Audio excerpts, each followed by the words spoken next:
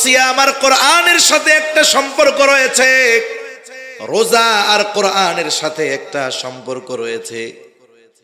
রমজান মাসে রোজা ফরজ, কোরআন আল্লাহ নাজিল করেছেন।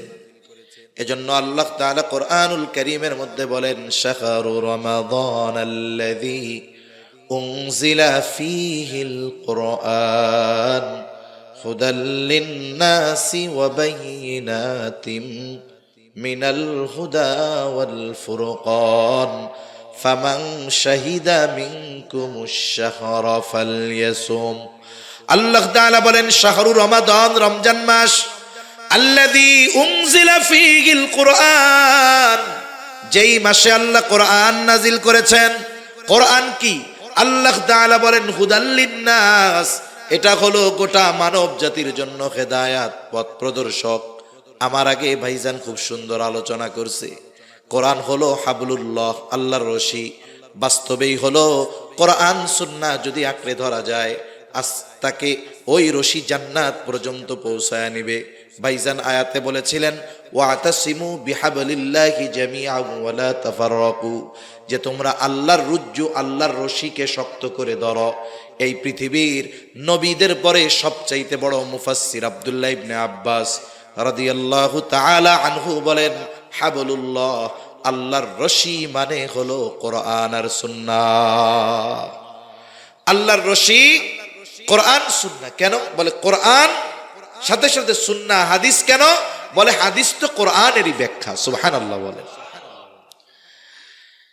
এজন্য এই মাসে আল্লাহ রাব্বুল আলামিন কোরআন নাজিল করেছেন, সাথে সাথে জানায়া দিলেন এটা হুদাল লিন-নাস, গোটা মানব জাতির জন্য হেদায়াত, পথ প্রদর্শক। আবার আল্লাহ তাআলা কোরআনের ব্যাপারে সূরা বাকারার একবারে শুরুতেই বলেন, আলিফ লাম মিম যালিকাল কিতাবু লা রাইবা ফীহি হুদাল লিল মুত্তাকিন। আল্লাহ তাআলা বলেন কোরআন হলো হুদাল লিল মুত্তাকিন। আবার আল্লাহ এই জায়গায় বলতেছেন হুদাল লিন-নাস, হুদাল লিল মুত্তাকিন, মুত্তাকিনদের জন্য হেদায়াত। যারা ঈমান আনে এরাও মুত্তাকি। বলে মুত্তাকির আপার ক্লাসে নয়, একেবারে প্রথম শ্রেণীতে যারা ঈমান আনে এরাও মুত্তাকি বলে অভিহিত করা হয়। কারণ ঈমান আনার কারণে একজন মানুষ অনন্তকাল জাহান্নামের শাস্তি থেকে বেঁচে যায়। এখন এই কোরআন যদি মানে ঈমানদার, তাইলে কি হবে? বলে তার আর শাস্তি হবে না, জাহান্নামে যাওয়া লাগবে না। কোরআন অনুসরণ করলে সে আশা করা যায় বিনা হিসাবে জান্নাতে চলে যাবে। এই জন্য ঈমানদার যদি কোরআন অনুযায়ী নিজের জীবন পরিচালিত করে, ঈমানদারের ঠিকানা হবে বিনা হিসাবে জান্নাত। ঠিক কিনা বলেন? আবার দেখুন আল্লাহ যখন বললেন হুদাল লিন-নাস, এটা গোটা মানব জাতির জন্য হেদায়াত। বলে গোটা মানব জাতির মধ্যে ঈমানদারও আছে, বেঈমানও আছে না নাই? বেঈমানও আছে। এজন্য কোন বেঈমানও যদি এই কোরআন একটু বুঝে শুনে পড়ে, আশা করা যায় আল্লাহ তাআলা এই কোরআনের মাধ্যমে তাকে সত্য মিথ্যার পার্থক্য করার যোগ্যতা দিবেন। এজন্যই হুদাল লিন-নাস বলার পর আল্লাহ তাআলা বলতেছেন ওয়া বাইয়িনাতিম মিনাল হুদা ওয়াল ফুরকান। মানুষের জন্য কেন হেদায়াত? আরে বলে অমুসলিমের জন্য কোরআন হেদায়াত কেন? অমুসলিম যদি বুঝে শুনে এই কোরআন পড়ে, আশা করা যায় সে সত্য মিথ্যার মধ্যে পার্থক্য করতে পারবে। আর যে ব্যক্তির কাছে সত্য মিথ্যা সুস্পষ্ট হয়ে যায়, আশা করা যায় সে যদি বুদ্ধিমান হয়, সে মিথ্যাকে বাদ দিয়ে সত্যকেই গ্রহণ করবে। ঠিক কিনা বলেন? এজন্য এই পৃথিবীতে অনেক অমুসলিম আছে যে তারা শুধু এই কোরআন রিসার্চ করে গবেষণা করে ইমানদার হয়ে গেছে। অনেক আছে। সম্প্রতি সময়ের আমি দুই একজনের কথা বেশি বলি। একজন ডক্টর মরিস বুকাইলি, উনি বড় একজন ডাক্তার।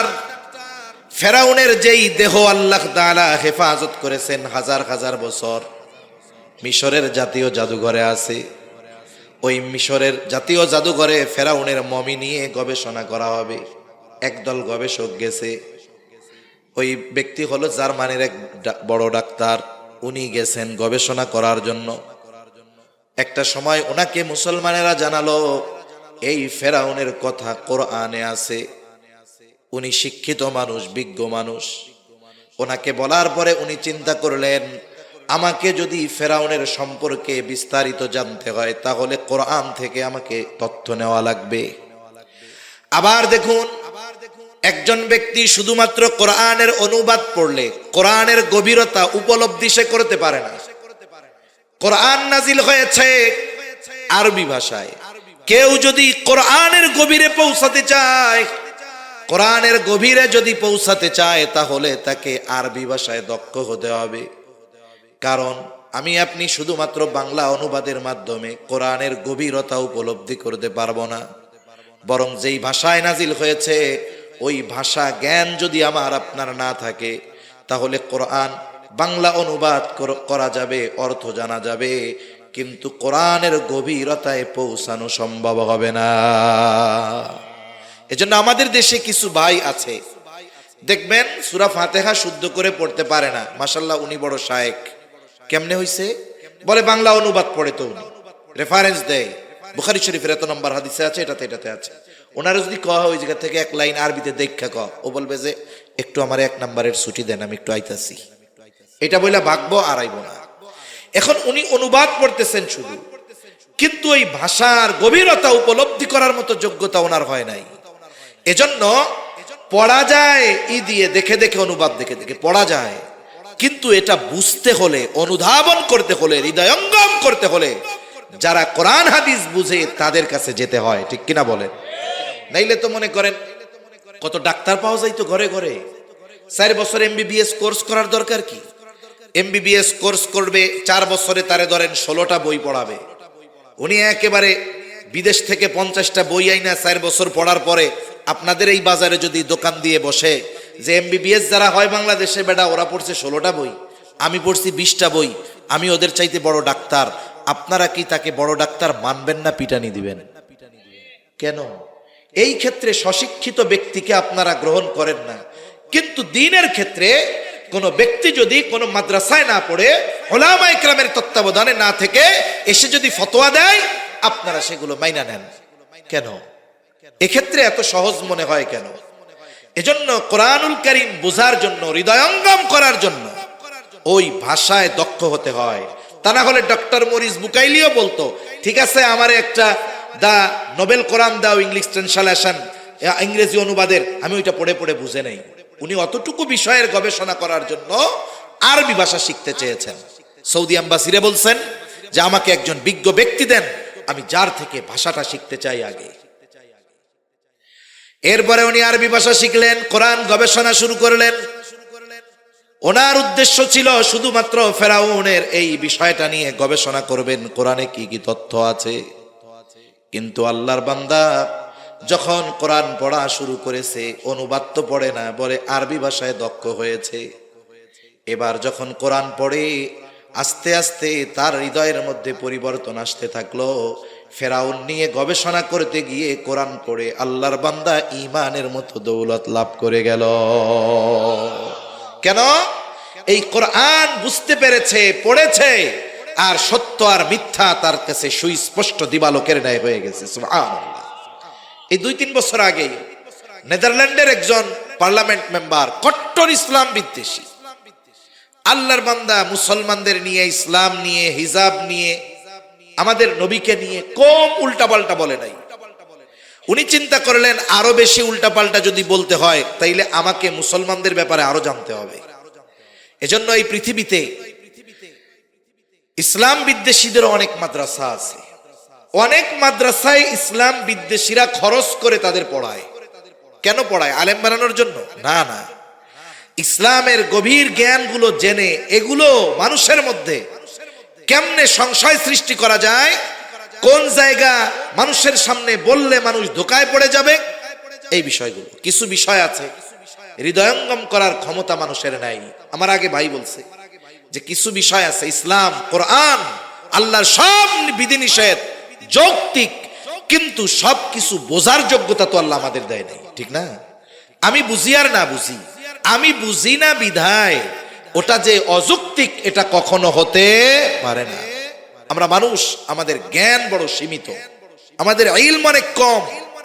এজন্য আমরা না বুঝলেই যে ওইটা ঠিক না, এটা কিন্তু কোনো বিষয় নয়। কেউ যদি ওই বিষয়ের উপরে ইস্তেকামাত থাকে যে আমি না বুঝলেই ওইটা বেঠিক, তাহলে তার দ্বীনের উপরে চলা অনেক কঠিন হয়ে যাবে, ঠিক কিনা বলেন? তা ওই ব্যক্তিও চিন্তা করলেন যে আমি কোরআন শিখতে হবে। উনিও আরবি ভাষা শিখছে, কোরআন নিয়ে গবেষণা করছে, ঈমান আনার জন্য না বিরোধিতা করার জন্য? একটা সময় উনি কোরআন পড়া শুরু করছে। সময়ের সাথে সাথে হৃদয়ের পরিবর্তন, সত্য আর মিথ্যা সামনে পার্থক্য হয়ে গেছে। বুদ্ধিমান মানুষ যে সত্য যখন সুস্পষ্ট দিবালোকের ন্যায় তার সামনে চলে আসে, আলোর দেখা যখন সে পেয়ে যায়, সে কখনো অন্ধকারে ফিরে যাবে না। ওই ব্যক্তি কট্টর ইসলাম বিদ্বেষী, কোরআন শিখছে, সত্য মিথ্যার পার্থক্য বুঝে গেছে, আলোর দেখা পেয়ে গেছে।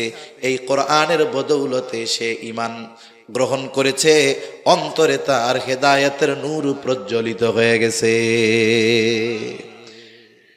এজন্য এই কোরআন সত্য মিথ্যার মধ্যে পার্থক্যকারী।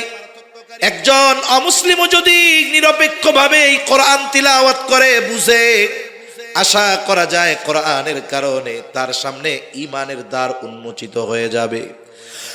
এজন্য হলো কোরআন গোটা মানব জাতির জন্য হেদায়াত।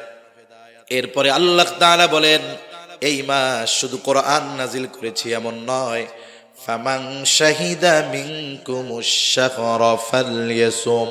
আল্লাহ তাআলা বলেন, এই মাস যে পাবে, সে যদি প্রাপ্তবয়স্ক হয়, বালেগ হয়, মুকিম হয়, অক্ষম যদি না হয়, অসুস্থ যদি না হয়, অবশ্যই সে যেন এই মাসে রোজা রাখে। তাহলে রমজান মাস, এই মাসে রোজা ফরজ। কি ফরজ? জোরে বলেন। রোজা ফরজ। এখন এই রমজান আমরা অতিবাহিত করব কেমনে? এক নাম্বার, রোজা রাখার মাধ্যমে। রোজা রাখলে লাভ কি? আমি দুইটা কথা বলে শেষ করে দিব, বেশি লম্বা করব না, একেবারে সংক্ষিপ্ত। এক নাম্বার, রোজা রাখতে হবে। কি রাখতে হবে? জোরে বলেন। রোজা রাখতে হবে। এখন যদি কেউ মনে করে যে আমি সকাল সুবহে সাদিক থেকে নিয়ে একেবারে সূর্যাস্ত পর্যন্ত না খেয়ে থাকলাম, আমি বড় রোজাদার, এটা হলেই হবে না। রাসূলুল্লাহ সাল্লাল্লাহু আলাইহি ওয়াসাল্লাম বলেন, কিছু মানুষের রোজা হলো না খেয়ে থাকার নামান্তর। তার মানে সে শুধু না খেয়েই থাকে, কিন্তু অন্যান্য কোনো পরিবর্তন তার মধ্যে পাওয়া যায় না। আগেও গুনাহ করতো, চোখের গুনাহ, জবানের গুনাহ, হাতের গুনাহ, পায়ের গুনাহ, এখনো সব চলে, এখনো গুনাহ সব চলে, গানও চলে, নাটকও চলে, সিনেমাও চলে, শুধু না খাইয়া থাকে। তাহলে তার রোজা এটা হবে 33 পেয়ে পাশ করার মতো। তার মানে শুধুমাত্র ফরজটা আদায় হবে। বলেন তো, কেউ যদি সব সাবজেক্টে 33 পাইয়া পাশ করে, ও কোনো ইউনিভার্সিটিতে ভর্তি পরীক্ষা দিতে পারবে নাকি? ফর্মই তো তুলতে পারবে না। ও যখন দিবে যে আমি 33 পাইয়া পাশ, বলবে তোর ভাগ বেড়া, এটি এই জায়গায় চলে। এজন্য 33 যে পায় সেও পাস, যে 90 পায়, 95 পায়, গোল্ডেন এ প্লাস পায়, সেও পাস, ঠিক কিনা বলেন?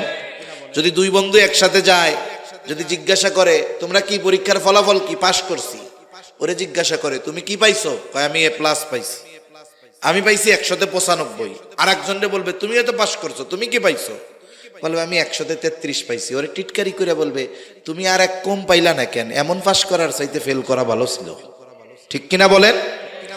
আর ওই 33 যে পাইছে, ও মাথা উঁচা করে বলবে না মাথা 33 পাইছি, লজ্জায় বলবে। আর যে 95 পাইছে বুক ফুলায় বলবে 195 পাইয়া পাস করছি। তার মানে কি বোঝা গেল? কেউ যদি রোজা রেখে গুনাহ করে, তার রোজাটা কেমন হয়? 33 পেয়ে পাস করার মতো। এজন্য ওই পাস কইরা কোনো চাকরিতেও অ্যাপ্লাই করা যায় না, মানুষের সামনেও একটু হাসি মুখে বলা যায় না যে পাস করছি। তাহলে দেখুন, রোজা রেখে যদি কেউ গুনাহ করে, তার রোজা ওটা শুধু ফরজ আদায় হয়, কিন্তু রোজার প্রতিদান আল্লাহর নবী জানিয়ে দিয়েছেন শত শত, সব প্রতিদান থেকে সে বঞ্চিত হয়। এজন্য আমাদের রোজা হতে হবে গুনাহ মুক্ত রোজা। রোজা রেখে জবানের গুনাহ, হাতের গুনাহ, চোখের গুনাহ, পায়ের গুনাহ, সব ধরনের গুনাহ থেকে বাঁচতে হবে। কোন ইনশাআল্লাহ। একবারে সব ধরনের গুনাহ থেকে যদি বাঁচা যায়, বলে ওই রোজা কেমন রোজা হবে? বলে ওই রোজার প্রতিদান স্বয়ং যিনি হয়ে যাবেন তিনি কে? রাসূলুল্লাহ সাল্লাল্লাহু আলাইহি ওয়াসাল্লাম বলেন, আল্লাহ তাআলা বলেন, কুল্লু আমাল ইবনে আদম লাহু ইল্লা সিয়াম, বনি আদমের প্রত্যেকটি আমল তার জন্য, রোজা ব্যতীত। কেন? as-sawmu li wa ana ajzi bihi, নবীজি বলেন, আল্লাহ তাআলা বলেছেন রোজা বান্দা আমার জন্য রাখে, আর এই রোজার প্রতিদান স্বয়ং আমি আল্লাহ নিজে দিব। রোজার প্রতিদান আল্লাহ তাআলা দিবে। রোজাদার আল্লাহ তাআলার কাছে কত প্রিয়, কত ভালোবাসার। রোজাদারকে আল্লাহ তাআলা কত ভালোবাসে। নবীজি সাল্লাল্লাহু আলাইহি ওয়াসাল্লাম জানিয়ে দেন, লা খুলুফু ফামিস সাইমি আতয়াবু ইনদাল্লাহি তাআলা মির রিহিল মিস্ক, রোজাদার রোজা রাখার কারণে তার গালের মধ্যে যে গন্ধ হয়, স্বাভাবিকভাবে একটা ঘর, ওই ঘরে যদি মানুষ বসবাস না করে, আপনি যতই পরিষ্কার পরিচ্ছন্ন করে রেখে যান না কেন, ঘরটা যদি 2-4-10 দিন বন্ধ থাকে, এরপরে যদি মানুষজন ঢুকে, ওই ঘরের মধ্যে একটা গন্ধ পাওয়া যায় কি যায় না? ঘরটা পরিষ্কার, কিন্তু মানুষ না থাকার কারণে স্বাভাবিক একটা গন্ধ হয়, আলো বাতাস না যাওয়ার কারণে।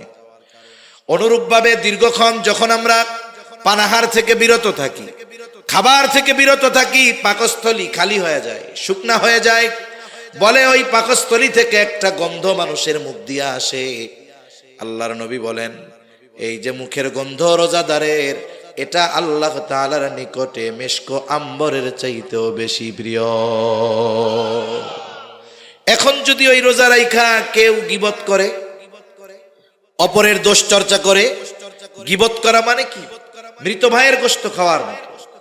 একজনের দোষ তার অনুপস্থিতিতে শুধুমাত্র মজা নেওয়ার জন্য আলোচনা করা, এটা গীবত।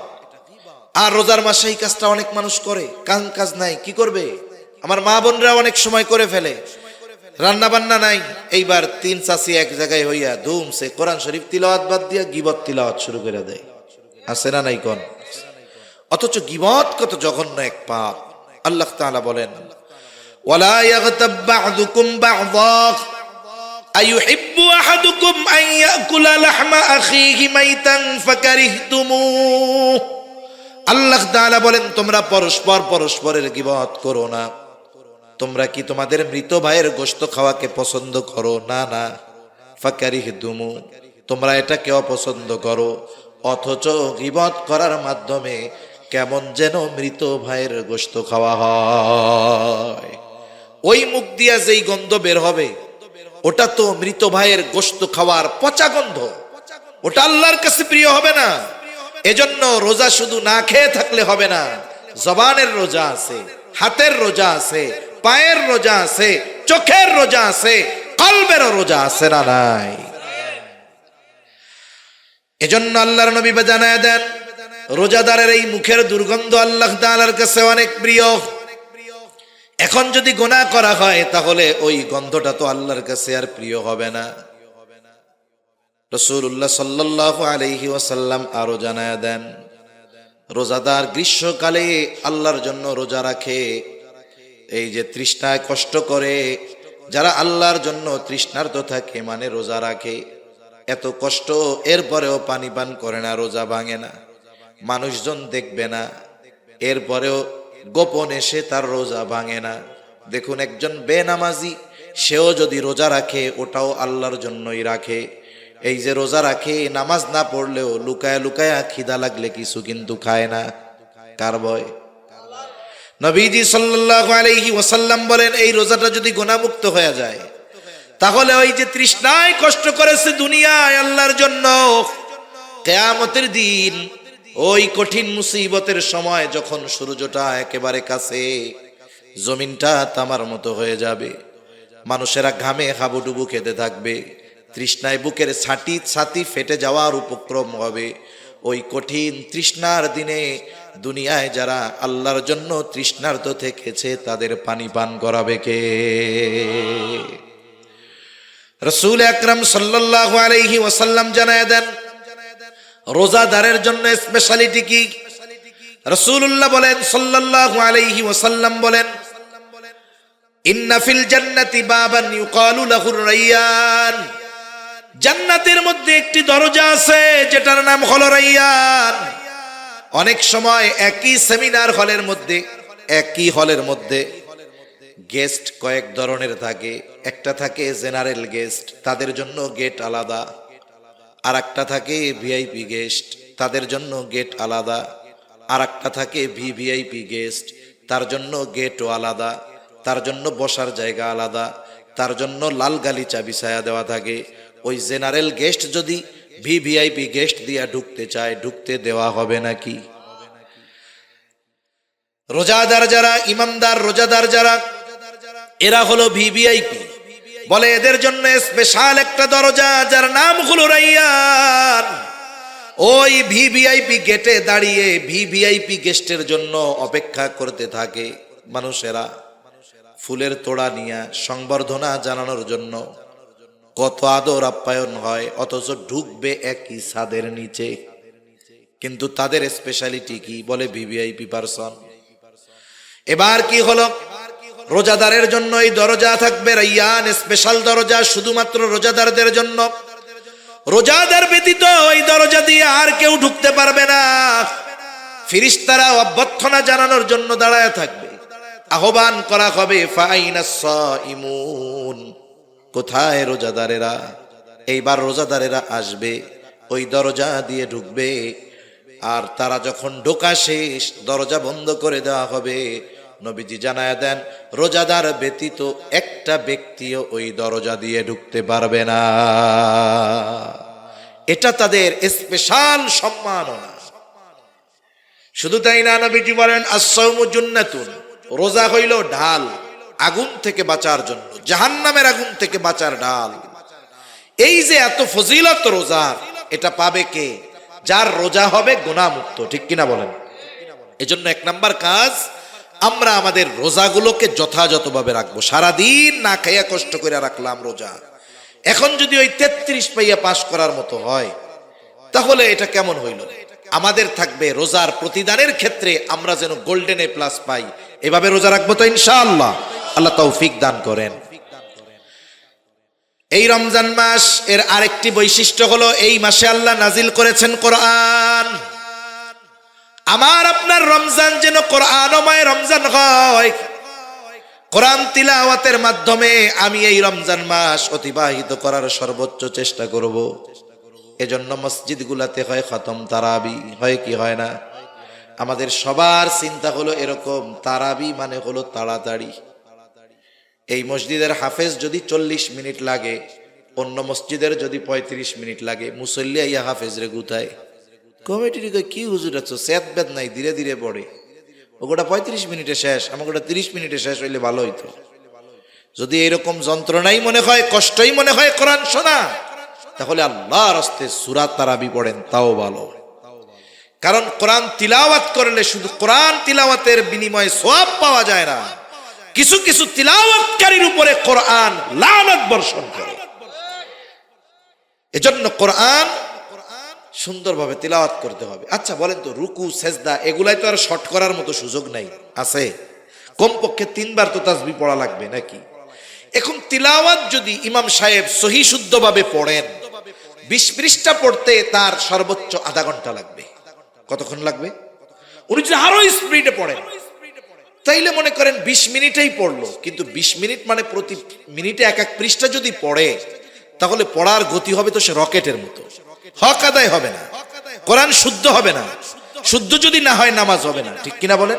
আবার কোরআনের লানত, আপনি আমি যদি 10টা মিনিট সময় একটু স্যাক্রিফাইস করি, 15টা মিনিট যদি একটু স্যাক্রিফাইস করি, একটানা 15 মিনিট না তো 20 রাকাতে 15 মিনিট সময়, প্রতি রাকাতে 1 মিনিট করেও যদি অন্য মসজিদের চাইতে সময় বেশি লাগে, 20 রাকাতে 20 মিনিট, এতটুকু সময় যদি আমরা একটু কষ্ট করি, হাফেজ সাহেবরা কোরআন সহি শুদ্ধভাবে পড়তে পারবেন।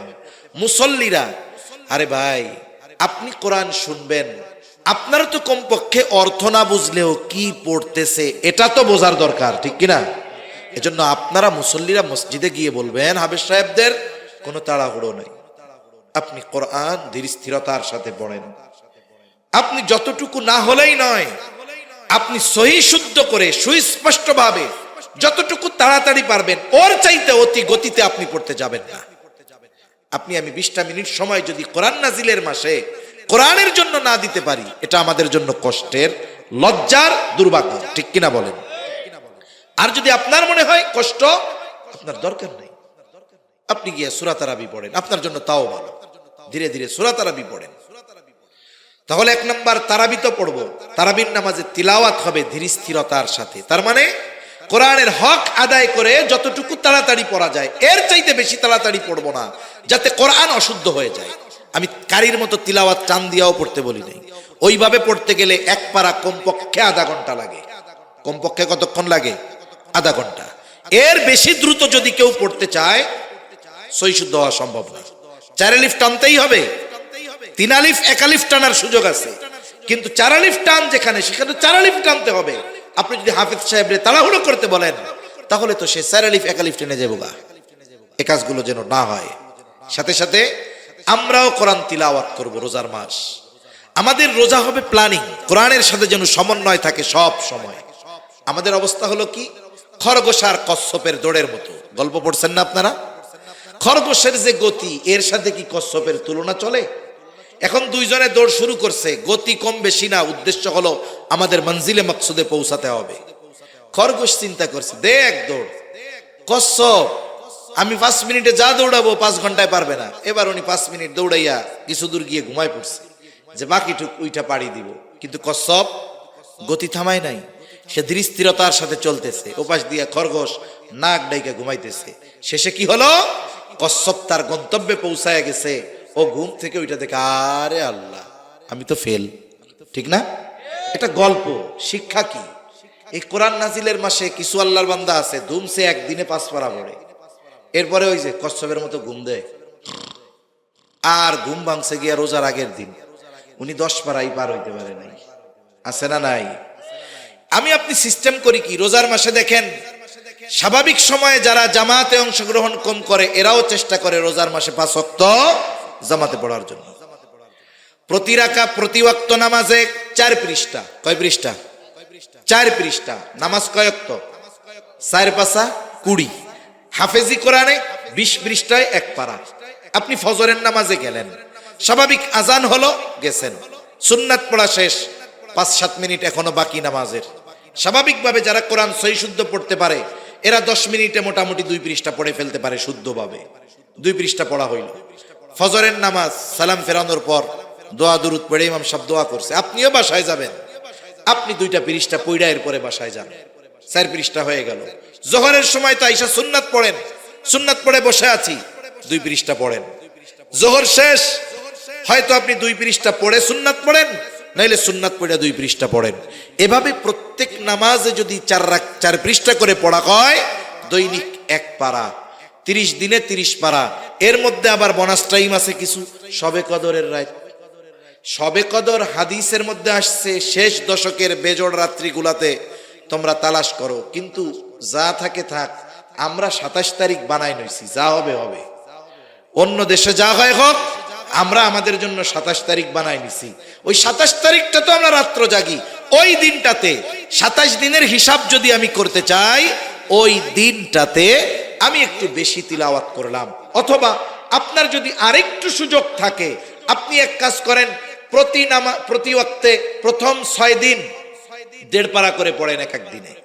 প্রতি ওয়াক্তে 6 পৃষ্ঠা। কয় পৃষ্ঠা? কথা বলে না, কয় পৃষ্ঠা? তাইলে 5 ওয়াক্তে কত হয়? 30 পৃষ্ঠা। হাফেজ সাহেবও 27 দিনে খতম দিবে, আপনিও 27 দিনে খতম দিবেন।